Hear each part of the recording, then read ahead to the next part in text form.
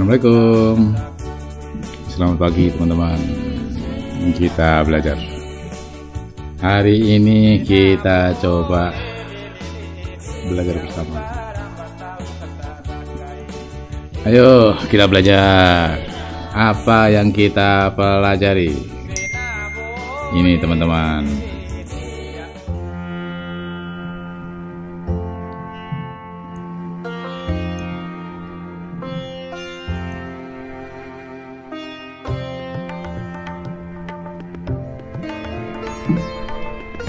Ini kalau saya teruskan, ini teman-teman. Ya, beberapa hari kita belajar bersama. Saya mencoba meringkasnya, yang inti-inti. Nanti ada 8 poin. Ini materi kelas. Yang satu ini saya simpan. Yang kedua, nih apa ini? Sesi 5. Ini sesi 6. Sesi 6 itu ada 3, ada 4. Ini untuk mutu lulusan, proses pembelajaran, mutu guru, dan manajemen SM. Nanti saya ingin mencoba ringkasnya. Tapi kalau mau detail di sini ada. Berikut nanti ini.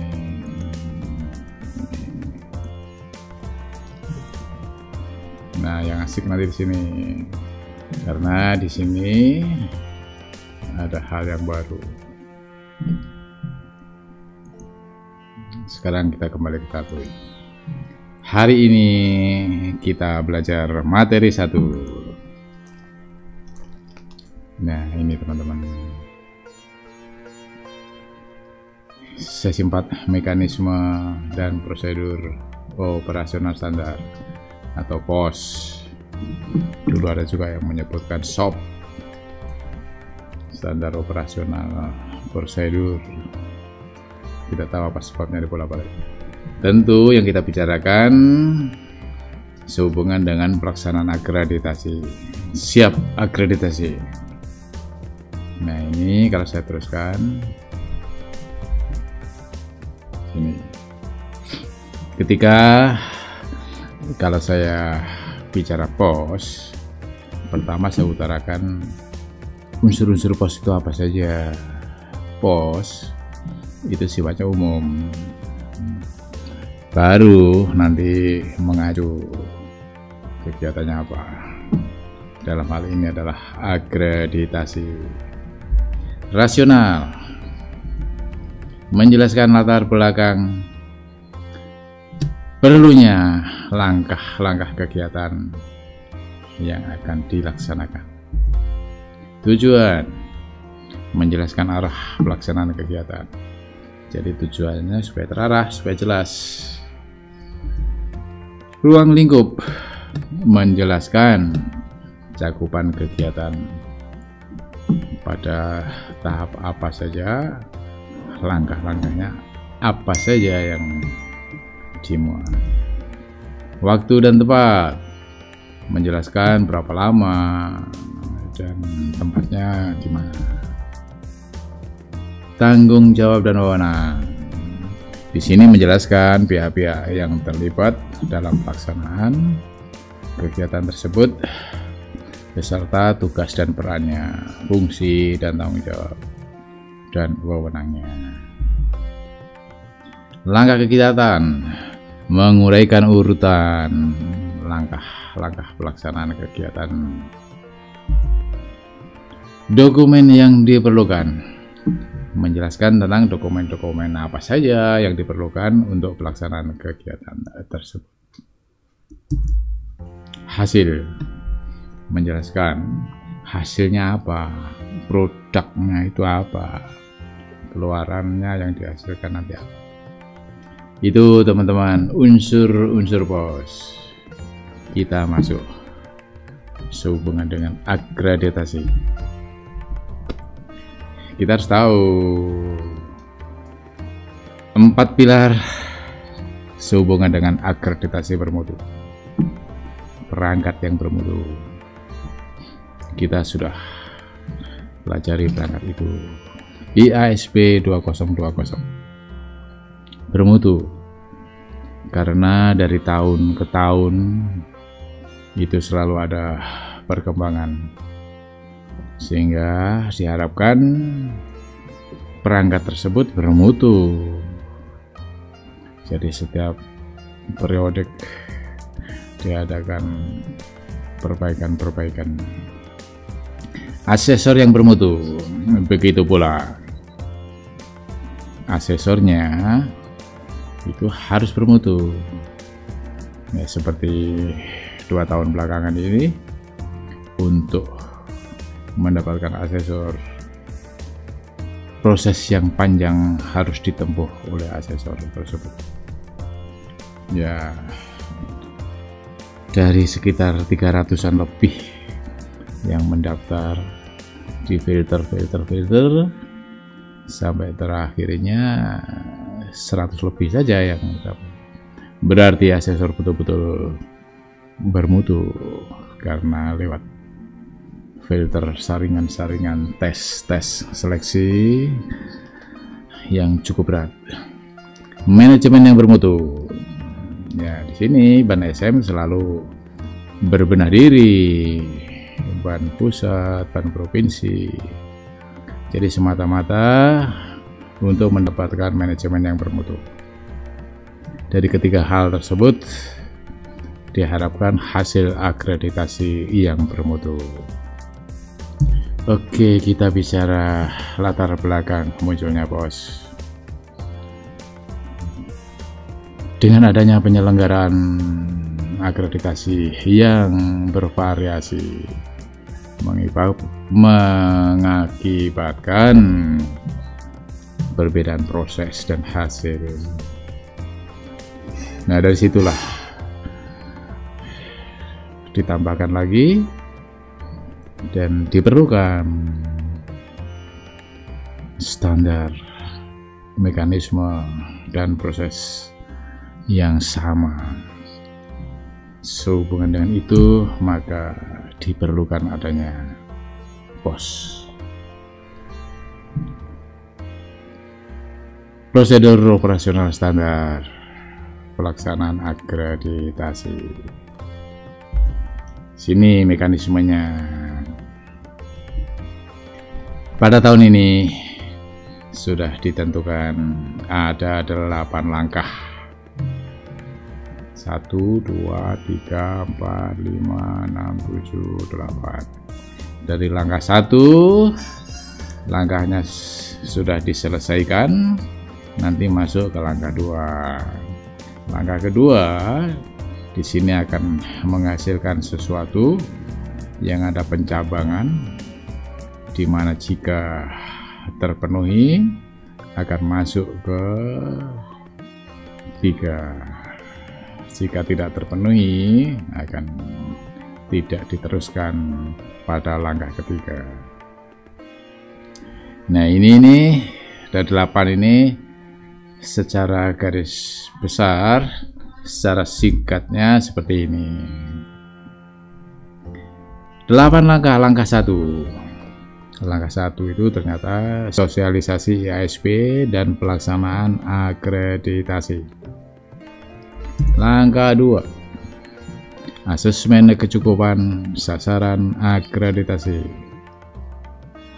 Ya, di sini asesmen kecukupan. Di sini mulai nanti Bapak Ibu sebagai asesor sudah mulai berperan di sini. Langkah ketiga, visitasi ke sekolah madrasah. Inilah klimaksnya. Jadi asesor turun melakukan visitasi. Langkah keempat, validasi proses dan hasil visitasi. Nah, setelah langkah 3 tadi selesai, semua divisitasi sesuai sekolah-sekolah sasarannya, selesai divisitasi, masuk langkah keempat. Ini juga peran dari asesor, validasi proses dan hasil visitasi. Habis itu langkah kelima, verifikasi hasil validasi dan penyusunan rekomendasi. Berikut langkah ke-6, penetapan hasil dan rekomendasi akreditasi. Ini peran BAN. Jadi setelah dilakukan oleh asesor, ditindaklanjuti oleh BAN. 7. Pengumuman hasil akreditasi. Setelah diumumkan, nanti akan sekolah menerimanya. Jika merasa kurang puas, diberi peluang untuk komplain dengan masa waktu 2 minggu, 14 hari kerja akan dilayani. Namanya komplain ya tidak selamanya dilayani. Di sana nanti akan dicek ulang, perlu diadakan surveillance atau akreditasi ulang atau tidak.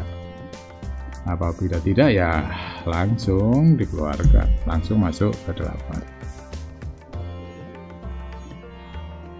Penerbitan sertifikat akreditasi dan rekomendasi.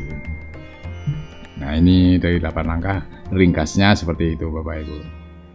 Nah, sekarang Bapak Ibu sebagai asesor, perannya di mana? Bapak Ibu nanti di sini. Ingat langkah kedua, ketiga, dan keempat. Ya, ini. Sekarang kita kembali ke bagian tadi. Langkah 1, sosialisasi. Itu disosialisasikan ke mana? Ke siapa? Tentunya ke sekolah madrasah sasaran akreditasi. Nah, sekolah madrasah itu siapa yang punya? Tentunya dinas kabupaten, kota, juga provinsi.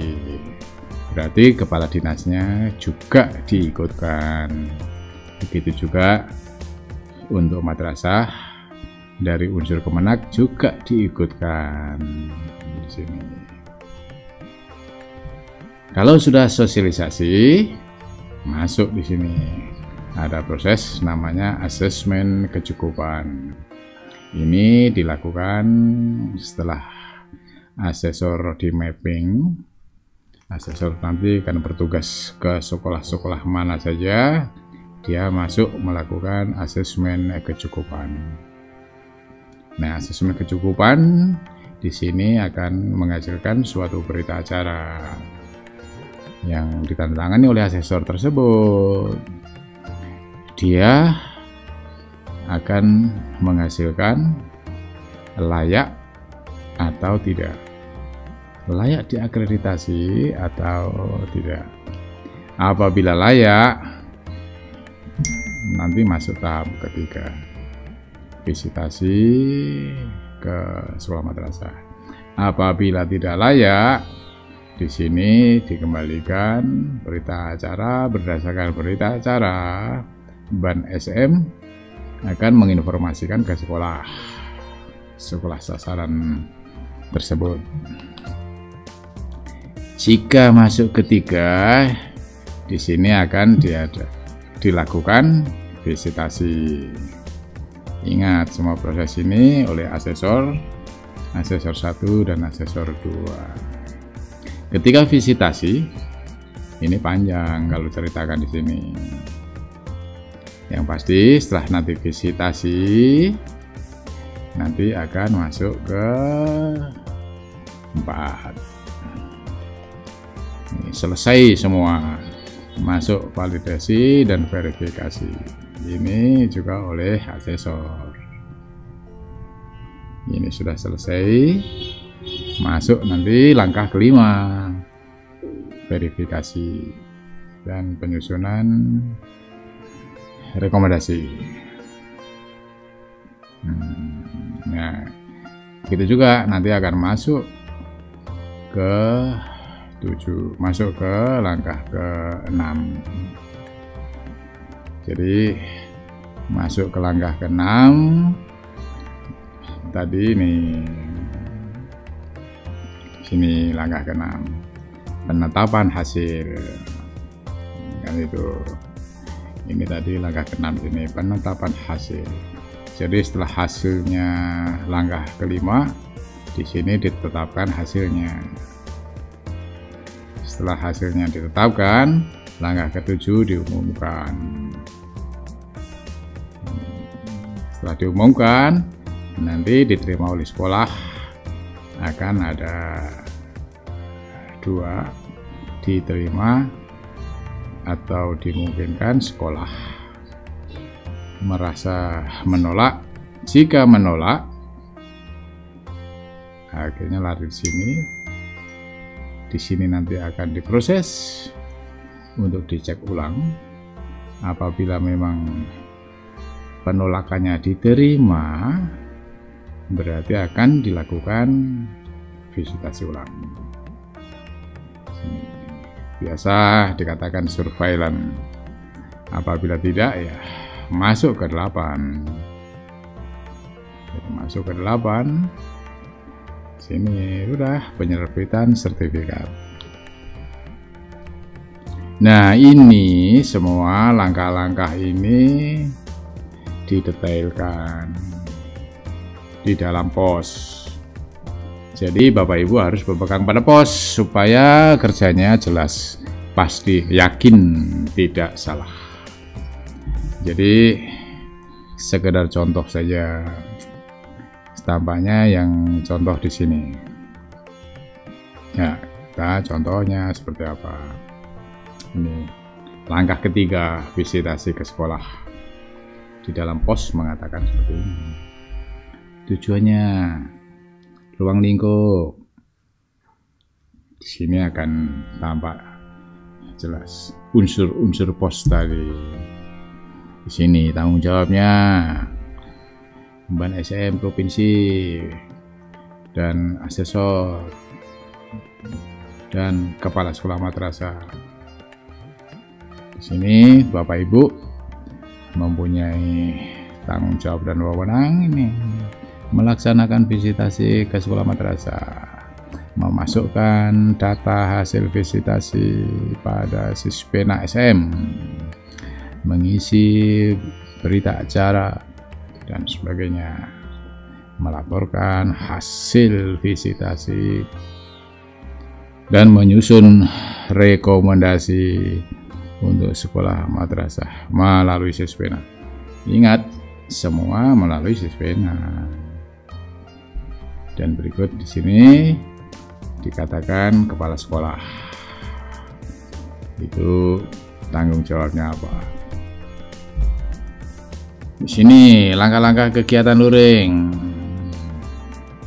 Jadi visitasi, langkah kegiatan luring. Asesor menerima surat tugas dan dokumen yang diperlukan.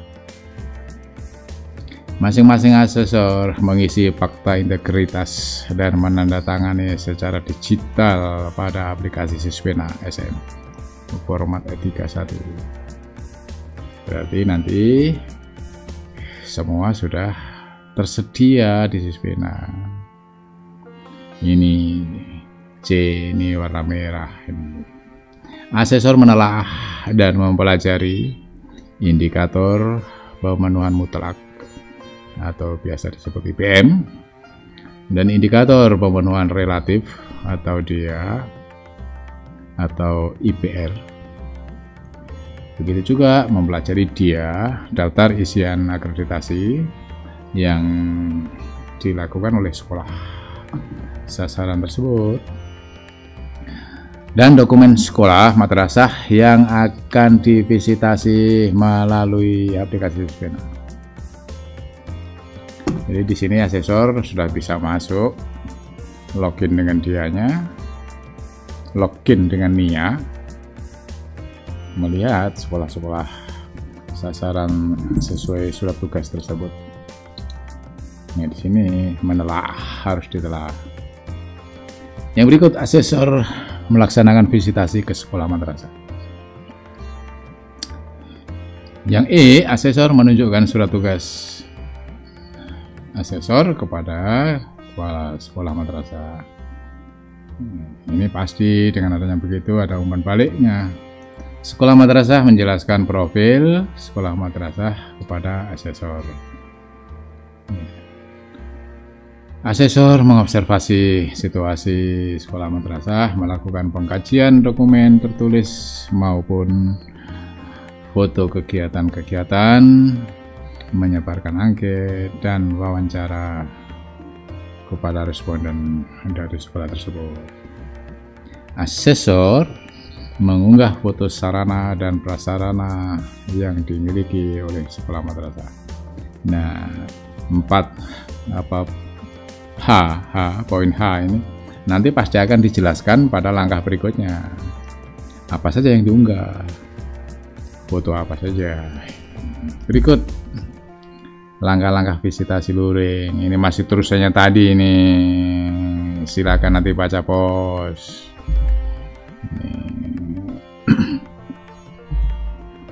Ini visitasi daring. Mirip di sana. Asesor mendokumentasikan. Nah, di sini bedanya. Asesor mendokumentasikan tangkapan layar atau screenshot proses visitasi daring sebagai bahan laporan. Ini perbedaannya, ada merah-merah ini. Lainnya sama, nanti baca di dokumen pos akreditasi. Masing-masing asesor memilih minimal 2 kelas yang berbeda untuk diobservasi secara daring. Ingat, di sini berarti perlu diinformasikan sebelumnya agar sekolah siap. Asesor mengunggah foto sarana dan prasarana yang dimiliki oleh sekolah madrasah. Sama.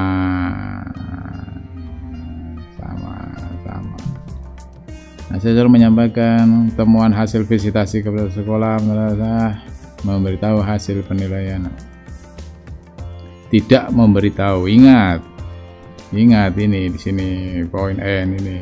Asesor menyampaikan temuan hasil visitasi kepada sekolah madrasah, namun tidak memberitahu hasil penilaian akhir.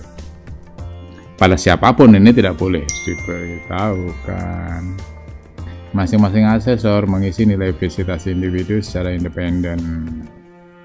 Tim asesor menyepakati atau mengadakan konsolidasi nilai kelompok untuk setiap butir, dan ketua tim asesor mengisi nilai kelompok melalui Sispena.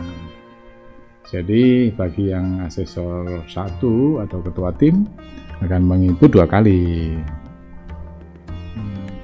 Simak baik-baik di pos. Ini enggak perlu sebenarnya. Nah, di sini ini perlu disimak ini.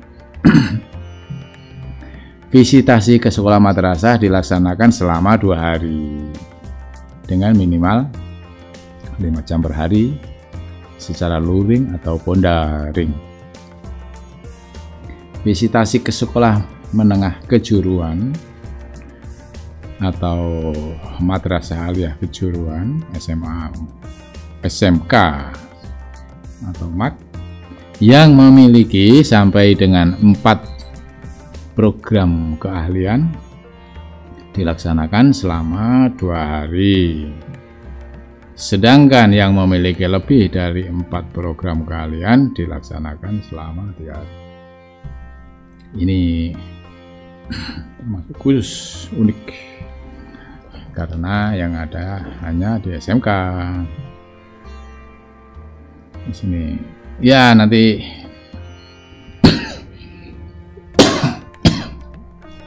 batuk lagi. Minum dulu.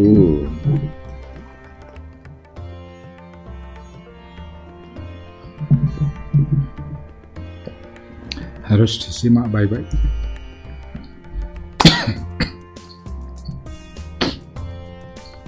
Ini hasilnya jelas. Ada formatnya.